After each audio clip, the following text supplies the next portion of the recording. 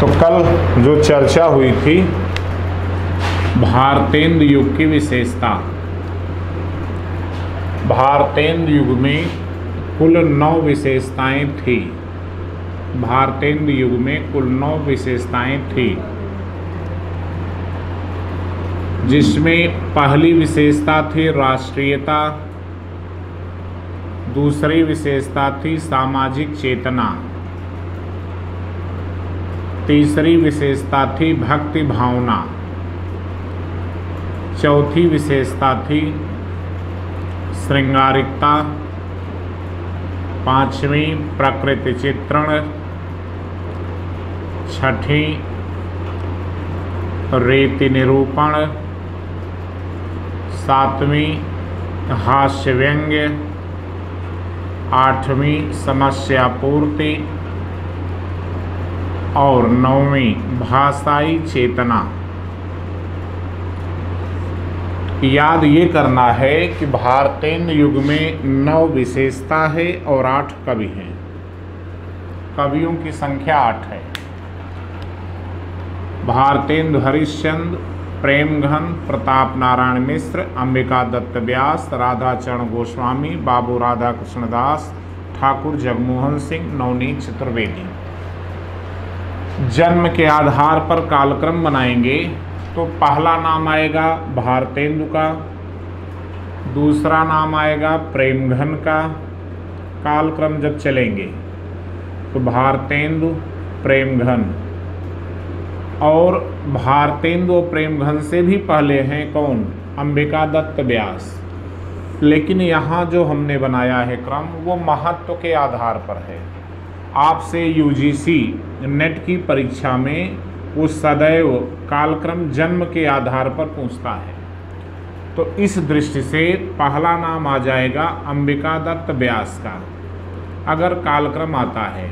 अंबिका दत्त व्यास नहीं आते हैं तो शुरू के आप देखेंगे 3 का क्रम तो यही है, भारतेंदु, प्रेमघन, भारतेंदु, प्रेमघन, फिर प्रताप नारायण मिश्र। प्रताप नारायण के तुरंत बाद आ जाएंगे जगमोहन। जगमोहन से फिर आप वापस आएंगे कहाँ? राधाचरण गोस्वामी। राधाचरण गोस्वामी के बाद राधा कृष्ण दास, और फिर अंत में आते हैं नवनीत चतुर्वेदी। नवनीत चतुर्वेदी का उल्लेख डॉक्टर नगेंद्र की पुस्तक में हिंदी साहित्य का इतिहास में है। शुक्ल जी ने नवनीत चतुर्वेदी का उल्लेख नहीं किया क्योंकि इनकी रचनाएं मिलती नहीं हैं। जिनकी रचनाएं मिलती हैं उन्हीं की चर्चा प्रायः की जाती है। वापस आइए, इनकी भारतेंदु मंडल के कवियों के संदर्भ में जो जानकारी लेनी है तो पहला नाम आता है भारतेंदु हरिश्चंद्र का।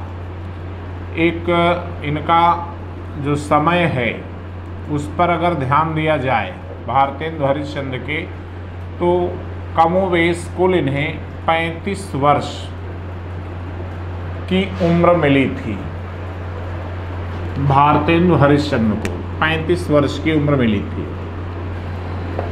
अगर शुक्ल जी के अनुसार चलें तो शुक्ल जी ने प्रथम उत्थान की तिथि संवत 1925 से 50 माना।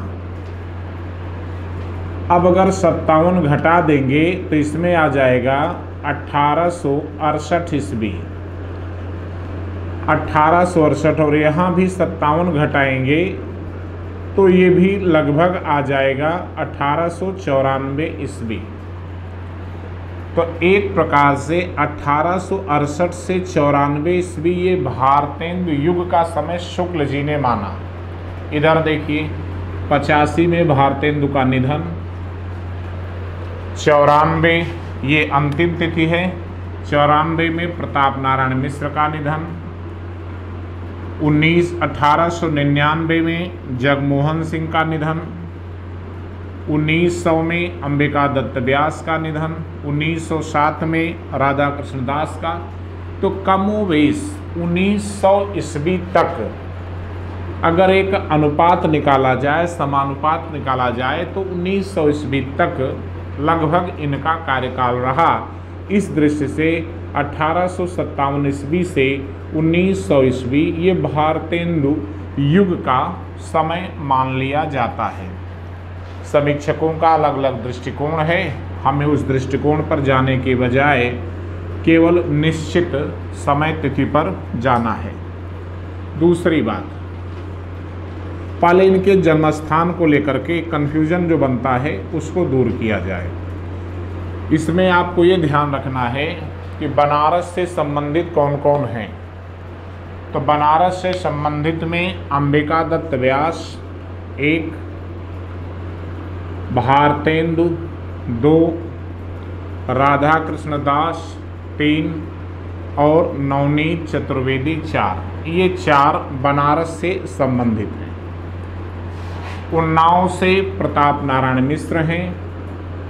अब प्रेम घन को लेकर बड़ा कन्फ्यूजन बनता है। कुछ पुस्तकों में मिर्ज़ापुर रहता है, लेकिन इनकी जब जीवनी आप पढ़ेंगे तो गोंडा के दत्तापुर में इनका जन्म हुआ था। तो फिर मिर्ज़ापुर से इनका संबंध कैसे बना? तो मिर्ज़ापुर से संबंध बनने के लिए थोड़ा सा हमें इन पर ध्यान देना होगा। अगर इतिहास में देखें, 3 लोगों का स्पेस ले रहे हैं हम यहाँ से, तो इतिहास में मुगल काल में एक शासन व्यवस्था थी। उसमें सूबा कहते थे प्रांत को मुगल काल में। फिर सूबा से सरकार कहते थे जनपद को। सरकार के बाद परगना, आजकल परगना का स्थान तहसील ने ले लिया है। परगना के बाद गांव आज भी है, क्षेत्र पंचायत की वजह से अब ब्लॉक आ गया है। इसके बाद गांव की व्यवस्था है। ग्राम में 3 अधिकारी होते थे। एक का कार्य था खूत नाम था, दूसरे का नाम था मुकद्दम और तीसरे का नाम था चौधरी। ये गांव के 3 अधिकारी होते थे इतिहास में। खूत आजकल लेखापाल को कह सकते हैं, जिसे हम लोग लेखपाल कहते हैं। लगान का निर्धारण आज भी लेखापाल यानी लेखपाल का कार्य है कि कौन सी फसल किस खेत में बोई गई है और उस फसल कितने एकड़ में बोई गई है, वो लेखापाल का कार्य है। वही खूत लगान का निर्धारण करता था। मुकद्दम आजकल आप अमीन को कह सकते हैं, जो वसूली का कार्य करता है। और जो सरपंच होते थे, अब तो सरपंच की व्यवस्था लगभग समाप्त हो गई है, प्रधान आ गए हैं। तो चौधरी न्याय करता था। वो सरपंच की व्यवस्था थी। जो लोग लगान नहीं दे पाते थे या राज कर्मचारी उन पर अत्याचार करते थे, तो वो समस्याएं चौधरी देखता था। तो दत्तापुर गोंडा में प्रेमघन का जन्म हुआ था। इनके पिता मिर्ज़ापुर में चौधरी थे और यहीं पर इनका प्रारंभिक जीवन बाल्यकाल यहीं पर बीतता है। और इन्होंने बदरी नारायण उपाध्याय थे, लेकिन उपाध्याय टाइटल कम हो गई, चौधरी टाइटल ज़्यादा और साहित्य में प्रेमघन नाम से लिखने लगे। प्रताप नारायण मिश्र बेलगांव उन्नाव के निवासी थे। अंबिका दत्त व्यास का संबंध काशी से, गोस्वामी का आप देखे ही हैं वृंदावन से। राधा कृष्ण दास ये भारतेंदु के फुफेरे भाई थे।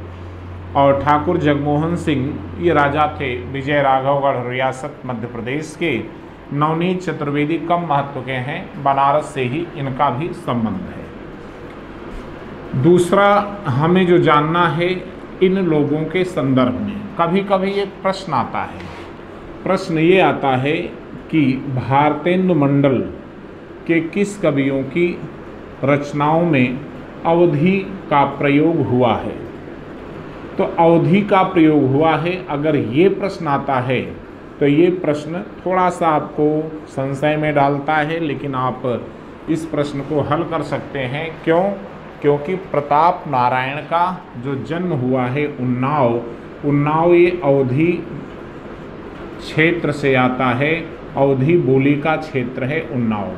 तो आपका जो जन्मजात आपकी बोली है उसका प्रभाव पड़ना स्वाभाविक है। शेष लोग अवधी बोली से नहीं थे। क्यों? क्योंकि ये मिर्ज़ापुर में एक प्रकार से भोजपुरी और अवधी इन दोनों का मिश्रण हमें दिखाई पड़ता है, इसलिए प्रेमघन पर अवधी का प्रभाव नहीं है। भारतेंदु चूँकि काशी के हैं तो काशी पर काशिका यानी बनारस की बोली भोजपुरी का प्रभाव पड़ सकता है, लेकिन भारतेंदु का खड़ी बोली उर्दू से ज़्यादा संबंध था, इसलिए भोजपुरी का पुट इनकी बोली में नहीं आता है। तीसरी बात, एक भारतेंदु मंडल में एक शब्द चलता है जनपदीय। जनपदीय ये खड़ी बोली के संदर्भ में ही इस शब्द का प्रयोग किया जाता है, खड़ी बोली के संदर्भ में। और अगर दूसरा हिंदुस्तानी शब्द का प्रयोग हो रहा है बोली के अर्थ में, तो हिंदुस्तानी का मतलब है इसमें हिंदी और उर्दू का मिश्रण है, इसीलिए इसको हिंदुस्तानी बोली कहते हैं। तो जनपदी सुनीत कुमार चटर्जी ने खड़ी बोली को नाम दिया था, इसलिए जनपदी यानी खड़ी बोली को कहेंगे। हिंदुस्तानी में हिंदी और उर्दू दोनों का मिश्रण है। आप जब इतिहास पढ़ेंगे, भारतीय इतिहास, तो आधुनिक काल में जब भाषा का प्रश्न चला, सुनीत कुमार चटर्जी हों, चाहे निराला हों, पुरुषोत्तम दास टंडन हों, मदन मोहन मालवीय हों, तो इन लोगों ने जब बोली का भी प्रश्न खड़ा किया भारतीय संसद में, तब महात्मा गांधी ने हिंदुस्तानी का पक्ष लिया था, यानी हिंदी और उर्दू का समान रूप से प्रयोग और दोनों का मिश्रण। ये अलग बात है कि लिपि देवनागरी होगी, इसको लेकर के हिंदी और उर्दू के लोग आपस में सहमत नहीं हो पाए। उर्दू वाले फारसी लिपि चाहते थे और हिंदी वाले देवनागरी लिपि चाहते थे, इसलिए हिंदुस्तानी पर विशेष मत या विशेष बल नहीं बन पाया। दूसरी बात, हमें ये भी जानना है कि अवधी बोली का पुट किसकी रचनाओं में मिलता है, तो वो प्रताप नारायण मिश्र हो गए। एक और इस काल में बातें जो आती हैं कि हम लोग बार बार चर्चा करेंगे, प्यार छंद, भारतेंदु ने इसका प्रयोग किया, प्रताप नारायण मिश्र ने किया। लावनी छंद, ये सब इस युग में प्रयुक्त होते थे। तो लावनी छंद, प्यार छंद कहीं न कहीं ये हमारी आंचलिक बोली के छंद हैं। लावनी और प्यार छंद का प्रयोग खास तौर पर आज भी अवध के गांवों में इसका प्रयोग किया जाता है। ये वहाँ की संस्कृति है, चाहे वो भोजपुरी का व्यक्ति हो, चाहे वो अवधी का व्यक्ति हो। अगर वो धान की रोपाई होती है तो जो गीत गाता है, फिर गेहूं की कटाई होती है या धान की पेड़ कटाई होती है या उसकी मड़ाई होती है, तो उसे उस समय जो वो गीत गाता है, उस गीत में जिस छंद का प्रयोग करता है वो प्रायः लावनी छंद कहा जाता है। आप देखते हैं कि भारतेंदु के भारत दुर्दशा नाटक में एक योगी लावनी छंद में ही गाता है, और उस लावनी छंद का प्रयोग ये करते क्या हैं, इस छंद में वो बहुत सारी बातें कहने का प्रयास करते हैं कि हमारा अतीत कैसा था, हमारा वर्तमान कैसा है, हमारा भविष्य कैसा है, अतीत वर्तमान भविष्य हम लोग किस प्रकार से रह रहे हैं, हमारा जीवन क्या है, हमारी बोली भाषा क्या है, हमारे लोग किस प्रकार से आचरण कर रहे हैं। इन सब का प्रयोग करने के लिए इस प्रकार के छंदों का प्रयोग करते हैं। आज भी भोजपुरी में आप देखिए, भैंस चराते हुए किसी युवक के गीत देखिए, कहीं पर गेहूं की कटाई या कोई घास छीलने वाले लोग बैठे हैं, किसी खेत पर, खेत के किनारे बैठे हैं, वहाँ भी वो अपनी गीत अपनी भाषा में गाते हैं। ख़ास तौर पर अवधी में कुछ तुकबंदी टाइप के गीत भी चलते हैं और उसमें प्रश्नोत्तरी मॉडल चलता है, और इसे आप विस्तार से देखना हो तो राम नरेश त्रिपाठी के हमारा ग्राम्य साहित्य में देख सकते हैं। हम लोग द्विवेदी युग में यानी अगली क्लास में इसकी चर्चा करेंगे। दूसरी बात, भारतेंदु हरिश्चंद्र, प्रेमघन, प्रताप नारायण, अंबिका दत्त व्यास, राधाचरण गोस्वामी, राधा कृष्णदास, ठाकुर जगमोहन सिंह नवनीत कम महत्व के हैं। इन लोगों की रचनाओं से संबंधित प्रश्न आते हैं। तो सबसे ज़्यादा जो प्रश्न आता है इसमें वो भारतेंदु, प्रेमघन, प्रताप नारायण, अंबिका दत्त व्यास से ज़्यादा आता है। पत्र पत्रिकाओं की बात आए तो इन लोगों में किसने कौन कौन सी पत्र पत्रिकाएं प्रकाशित की, उसको लेकर के अलग अलग मत हैं। भारतेंदु के कुल 4 पत्र प्रकाशित होते हैं। भारतेंदु, अगर 4 अक्षर का नाम देखें तो पत्र भी 4 हैं। कौन कौन? सबसे पहले कवि वचन सुधा, कवि वचन सुधा। दूसरा हरिश्चंद्र मैगजीन, हरिश्चंद्र मैगजीन। तीसरा भगवत भक्त तोषणी। और चौथा है बाला बोधनी। ये स्त्रियों के उत्थान के लिए पत्र निकला, बाला बोधनी। कवि वचन सुधा सबसे पहले मासिक था, जब इसकी लोकप्रियता बढ़ी तो ये पाक्षिक हो गया। पाक्षिक का मतलब 15 दिन पर निकलना, और जब लोकप्रियता मिलने लगी तो इसे साप्ताहिक के रूप में निकाला। अगर पूछा जाए कि कवि वचन सुधा किस रूप में निकलती थी, तो मासिक भी थी, पाक्षिक भी थी और साप्ताहिक भी थी। हरिश्चंद्र मैगजीन मासिक रूप में, भगवत भक्तोषणी, बाला बोधनी। हमें यहाँ से जानना है, टीजीटी में भी क्वेश्चन आता है, केवल इन 4 बिंदुओं पर ही प्रश्न बनते हैं। एक, भारतेंदु के पत्र कितने हैं? पहला प्रश्न ये आ चुका है। दूसरा, भारतेंदु ने स्त्रियों के उत्थान के लिए कौन सा पत्र प्रकाशित किया? बाला बोधनी। बाला शब्द ही स्त्रियों के लिए प्रयुक्त होता है, आप परीक्षा में नाम से ही इसको पकड़ सकते हैं। तीसरा, अगर इसे ये देखें, कवि, फिर उसका वचन, फिर उसकी सुधा यानी अमृत, ये 3 है, यानी मासिक भी कह सकते हैं, पाक्षिक भी और साप्ताहिक भी, 3 शब्दों में है। हरिश्चंद्र मैगजीन, भगवत भारतेंदु किस धर्म के अनुयायी थे? अगर देखा जाए तो समग्र रूप में राष्ट्र धर्म था, राष्ट्रीयता थी, लेकिन ये भागवत धर्म के अनुयायी थे और भागवत धर्म के प्रचारार्थ इन्होंने भगवत भक्त तोषणी पत्रिका की शुरुआत की या पत्रिका निकालना शुरू किया। तो एक प्रकार से पहला क्वेश्चन ये बन गया कि कुल कितने पत्र थे? 4। कवि वचन सुधा मासिक, पाक्षिक, साप्ताहिक तीनों रूपों में निकला। हरिश्चंद्र मैगजीन मासिक है, ये भागवत धर्म के प्रचारार्थ है और ये स्त्रियों के उत्थान के लिए इन्होंने बनाया। एक संस्था बनाई थी, पिछली बार पीजीटी में क्वेश्चन आया था कि भारतेंदु द्वारा स्थापित कौन सी संस्था है? तदीय समाज। हालांकि कुछ साल पेपर वाले इसे केशव चंद्र सेन को संस्थापक मानते हैं, लेकिन ये मूर्खतापूर्ण कार्य है। केवल तदीय समाज की स्थापना भारतेंदु हरिश्चंद्र ने की थी। तो भारतेंदु ने तदीय समाज बनाया। भारतेंदु ने स्त्रियों के उत्थान के लिए बाला बोधनी पत्रिका, भगवत भक्तोषणी भागवत धर्म के प्रचारार्थ, शेष ये दोनों विशुद्ध साहित्यिक थे। अब जरा देखते हैं कि भारतेंदु के बाद आते हैं दूसरे स्थान पर प्रेमघन। भारतेंदु ने 4 निकाला तो इन्होंने 2 पत्र निकाला। इनका था नागरी नीरद और दूसरा है आनंद कादम्बिनी। ये इनके 2 पत्र हैं। किसके?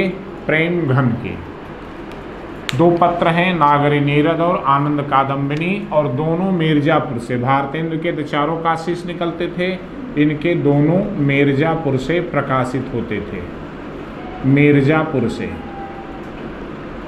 अब ये जानना है कि नागरी नीरद और आनंद कादम्बिनी, इसमें एक साप्ताहिक है और एक मासिक है। प्रताप नारायण मिश्र का एक पत्र है और वह ब्राह्मण शीर्षक से है और वह कानपुर से निकलता है।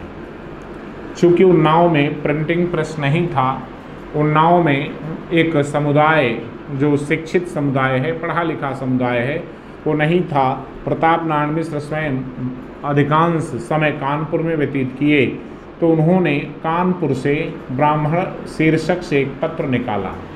एक बार एक प्रश्न आया था कि किस पत्र में पाठकों ने जब पत्र का मूल्य नहीं दिया तो कवि को कहना पड़ा, 8 मास बीते जजमान, अब तो करो दक्षिणा दान। 8 मास बीते जजमान, अब तो करो दक्षिणा दान। इसका मतलब क्या है? इसका मतलब ये है कि लोग अखबार तो पढ़ते थे लेकिन उसका मूल्य नहीं देते थे। आजकल जैसे हॉकर हैं, वो आपको अखबार प्रातःकाल दे जाते हैं और महीने के अंत में जब वो भुगतान लेने जाते हैं तो लोग दाएं बाएं होते हैं। तो वही स्थिति थी कि संपादक को यानी ब्राह्मण में स्वयं प्रताप नारायण को कहना पड़ा कि 8 महीने बीत गए, अभी तक किसी ने एक भी अधेला नहीं दिया। हाँ, यजमान यानी जो पाठक हैं उनके लिए यजमान शब्द का प्रयोग कर रहे हैं कि अब आप दक्षिणा दान करिए जिससे अखबार आगे निकाला जा सके।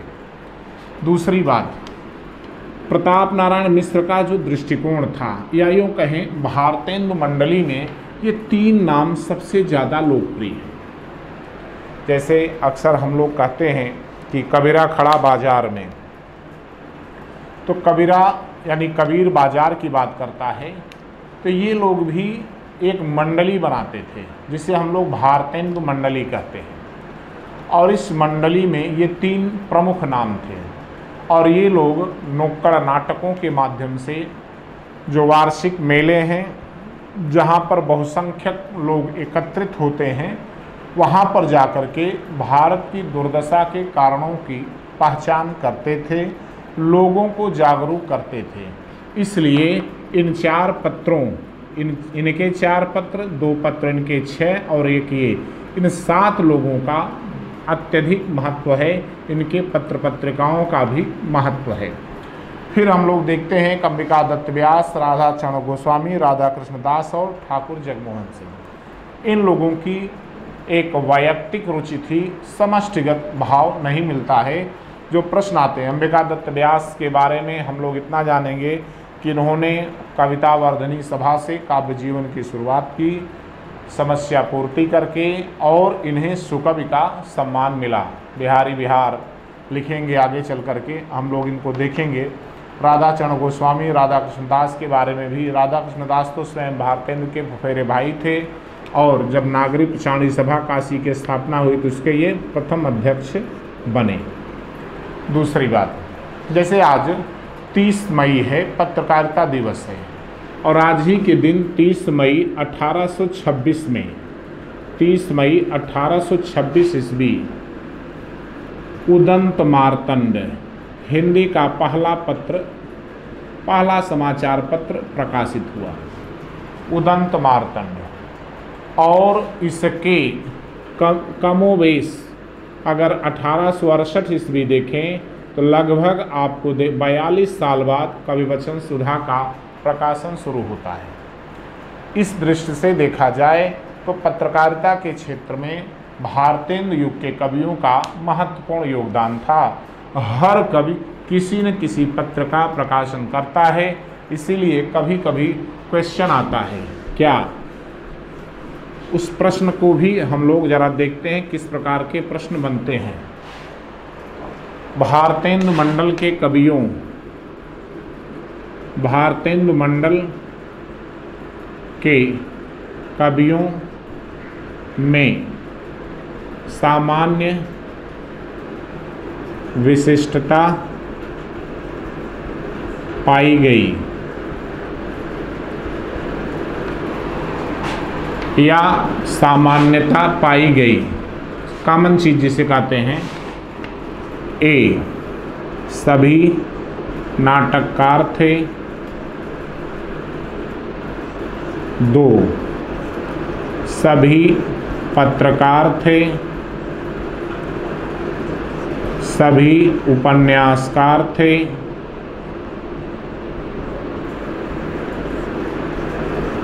सभी निबंधकार थे।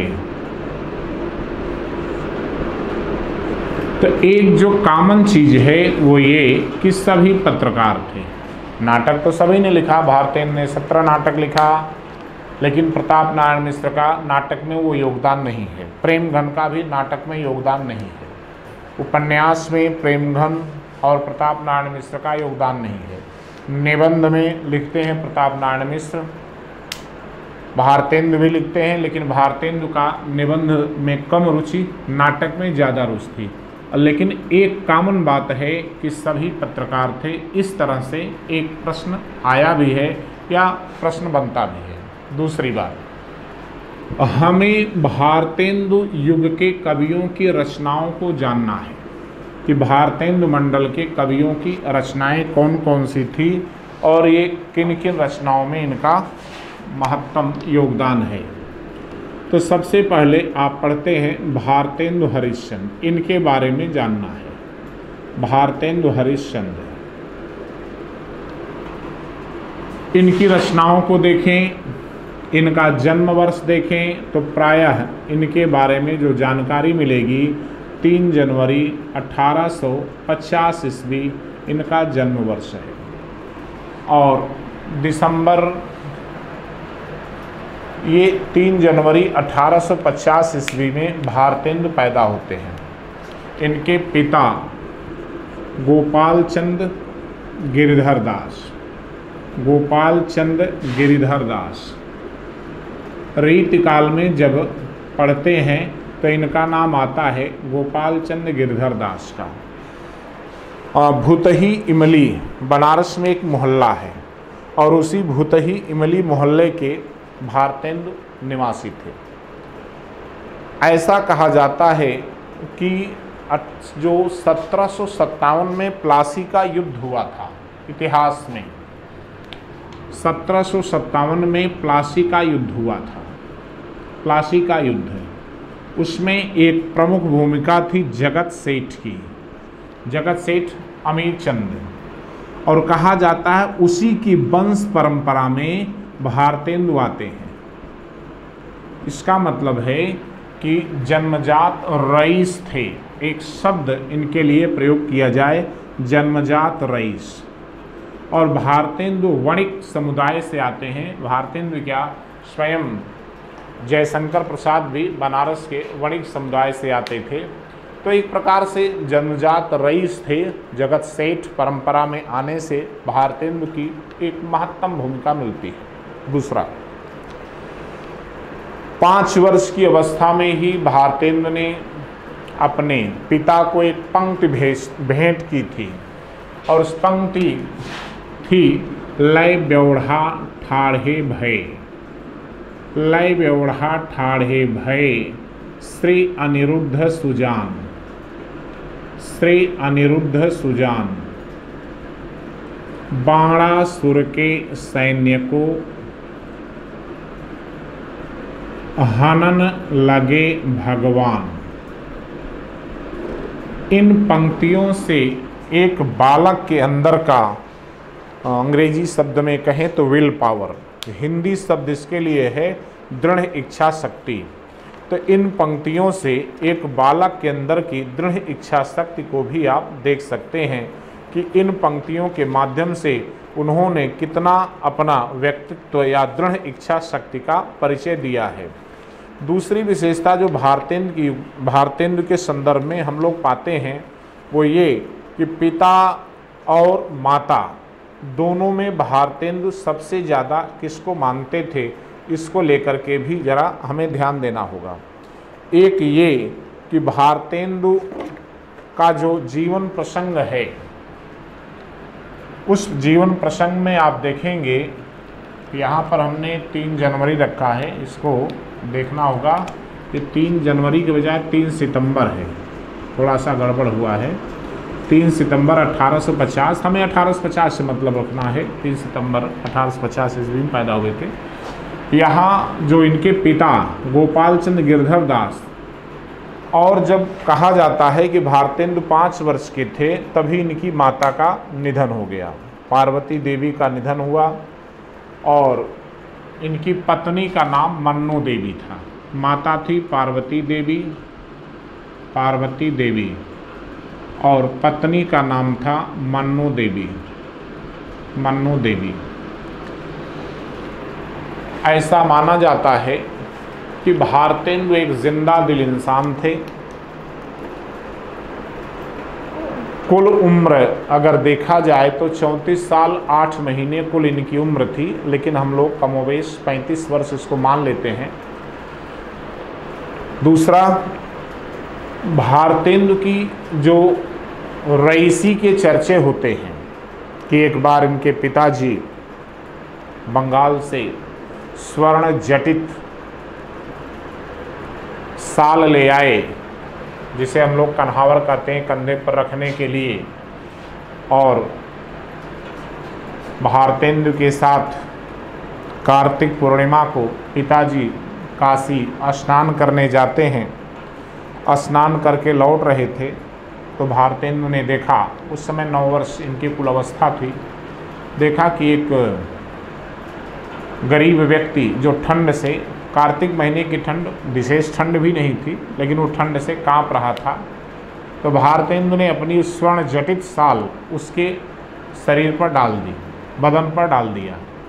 पिताजी को बहुत बुरा लगा, तुम्हें पता है इसकी कीमत क्या है, स्वर्ण जटित साल है और तुम उस व्यक्ति को दे दिए।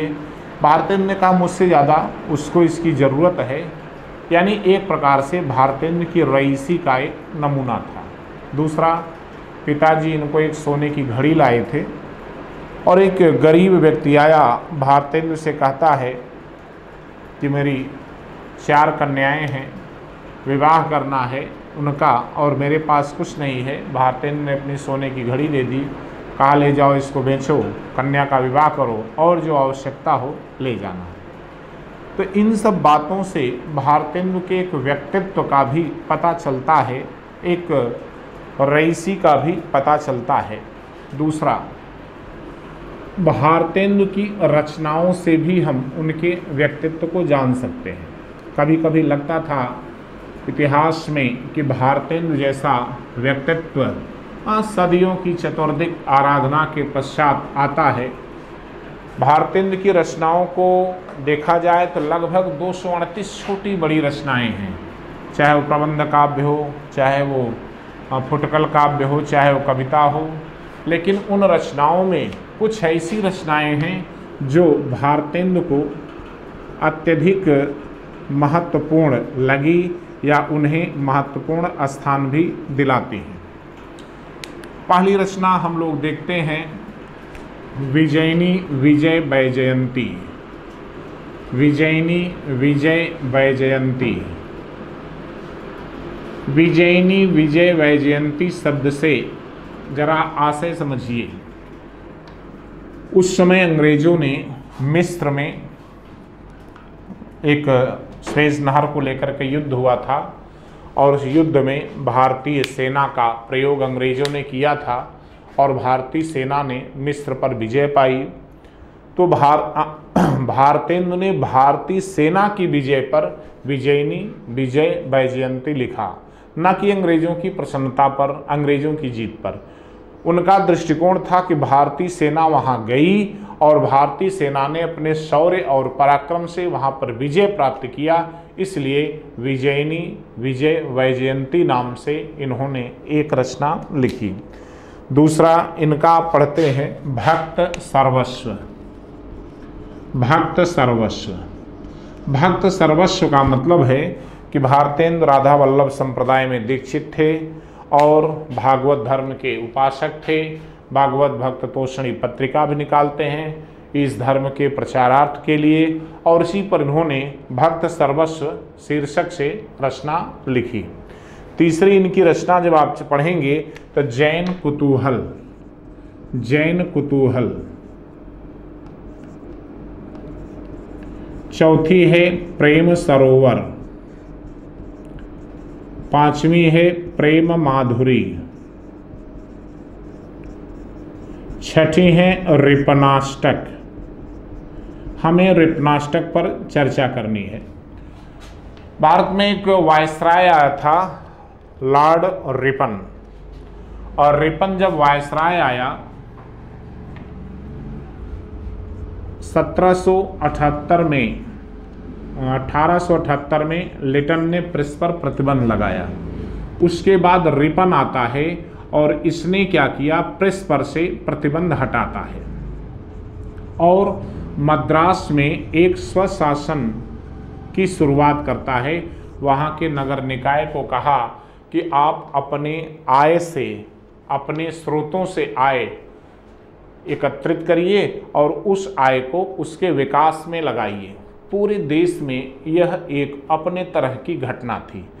अब तक अंग्रेज केवल यहाँ से आय के स्रोत तलाशते थे और जो इनकम होती थी उसे ब्रिटेन ले जाते थे, लेकिन रिपन ने तत्कालीन लेफ्टिनेंट जो मद्रास का था गवर्नर उसको उन्होंने निर्देश दिया कि मद्रास के म्यूनिसिपल कॉरपोरेशन नगर निगम के विकास के लिए आप अपने आय की स्रोत तलाशिए और वहाँ का विकास करिए।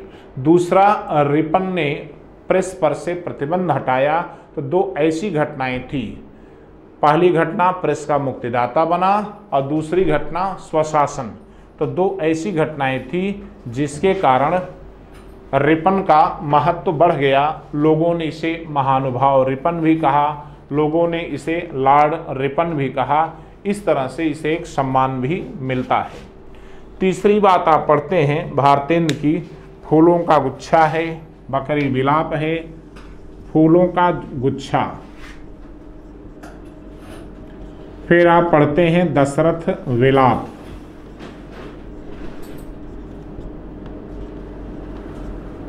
फूलों का गुच्छा इसलिए महत्वपूर्ण है क्योंकि भारतेंदु ने इसे खड़ी बोली में लिखा। तो भारतेंदु की खड़ी बोली में पहली रचना यही है। फिर इन्होंने कृष्णचरित लिखी, नई कविता लिखा, कृष्णचरित लिखा, फिर नई कविता शीर्षक से एक रचना की। तो ये 10 रचनाएं इनकी सबसे महत्वपूर्ण हैं।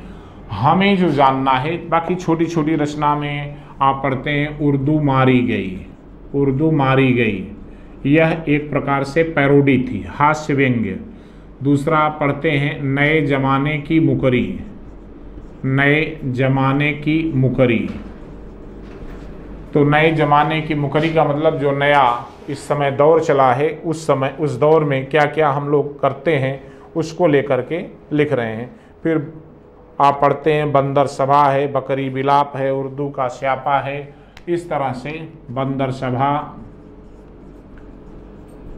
बकरी विलाप। लेकिन भारतेंदु की रचनाओं में ये 10 रचनाएं महत्वपूर्ण हैं। उर्दू मारी गई, नए जमाने की मुकरी, बंदर सभा, बकरी विलाप, ये पैरोडी के रूप में है, हास्य व्यंग्य के रूप में इन रचनाओं को हम लोग देख सकते हैं। भारतेंदु का जो दृष्टिकोण था वो दृष्टिकोण है क्या? पहला दृष्टिकोण था राष्ट्र के प्रति समर्पण की भावना। दूसरा दृष्टिकोण हम जो देखते हैं एक समग्रता की भावना। तीसरा दृष्टिकोण इनका था समाज में, देश में सुधार की भावना आए, देश की दुर्दशा के कारणों की तलाश की और उन कारणों की तलाश करने के पश्चात भारतेंदु उसके सुधार के उपाय भी बताते हैं। उस समय एक नाम हम लोग पढ़ते हैं राजा शिवप्रसाद सितारे हिंद, शिवप्रसाद सितारे हिंद। ये सितारे हिंद को आप अंग्रेजी में नाम देते हैं स्टार ऑफ इंडिया, सितारे हिंद। और इन्हें ये सितारे हिंद का सम्मान अंग्रेजों ने दिया था। लेकिन भारतेंदु के कार्यों को देखकर काशी के विद्वत समाज ने इन्हें moon of India, moon of India का सम्मान दिया। मून ऑफ इंडिया की हिंदी बानी गई क्या? भारतेंदु।